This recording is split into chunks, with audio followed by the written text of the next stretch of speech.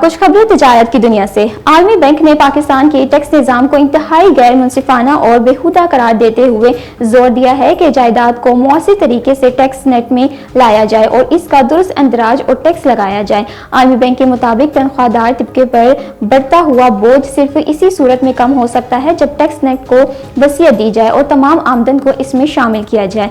आलमी बैंक ने मजीद कहा कि मौसूलात के निज़ाम में इस्लाहात की ज़रूरत है क्योंकि मौजूदा निज़ाम से कलील मुद्दती फ़ायदे तो हासिल हो रहे हैं लेकिन तवील मुद्दती आमदनी के मौके ज़ाया हो रहे हैं। शहर काइद के बासियों के लिए बिजली सस्ती होने का इम्कान है। के इलेक्ट्रिक की दरख्वास्त पर नापरा में समाज शुरू हो गई। के इलेक्ट्रिक सार्फिन के लिए नरखों में ₹4.84 यूनिट कमी मुतवक्किल है। कि इलेक्ट्रिक ने कीमतों में कमी जनवरी के फेवल कॉस्ट एडजस्टमेंट की मद में मांगी है। मंजूरी की सूरत में सार्फिन को 4 अरब 69 करोड़ का रिलीफ मिलेगा। आलमी मार्केट में सोने की कीमत में रिकॉर्ड इजाफे के बायस पाकिस्तान में भी सोने की नखर बुलंद तरीन सतह पर पहुंच गए।